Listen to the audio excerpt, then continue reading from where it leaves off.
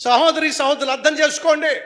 నిన్ను నన్ను మనలను నాశనం చేయాలని, నిన్ను నన్ను మనలను నరకానికి తీసుకుని వెళ్ళాలని సైతానుగాడు చేసింది ఏంటో తెలుసా?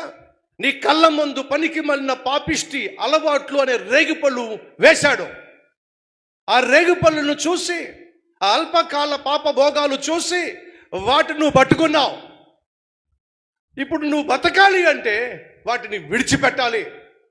విడిచిపెడితే బతికిపోతావు, పట్టుకుంటే ప్రాణం పోతుంది. అవి కోతి కాబట్టి, అది కోతి కాబట్టి రేగిపళ్ళు కోసం ఏం పోగొట్టుకుంది? ప్రాణం పోగొట్టుకుంది.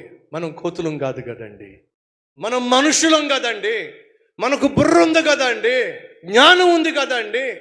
ఏదైతే నీ శరీరాన్ని పాడు చేస్తున్న సారాయి, జర్దా, గుట్కా, నీ శరీరాన్ని పాడు చేస్తున్నటువంటి వ్యభిచారం, నీ బ్రతుకును పాడు చేస్తున్నటువంటి అపవిత్రమైన కార్యాలు నిన్ను బంధించేసినాయి.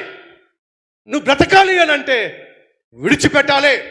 ఏమైతే ఈరోజు సుఖం లేకుండా, సౌఖ్యం లేకుండా, సంతోషం లేకుండా, స్వస్థత లేకుండా, ఆర్థికంగా బలం లేకుండా నిన్ను బంధించి పడేసినాయో ఆ అపవిత్రమైనటువంటి పాపిష్టి అలవాట్లు విడిచిపెడితే చాలు, నువ్వు బ్రతికిపోతావు.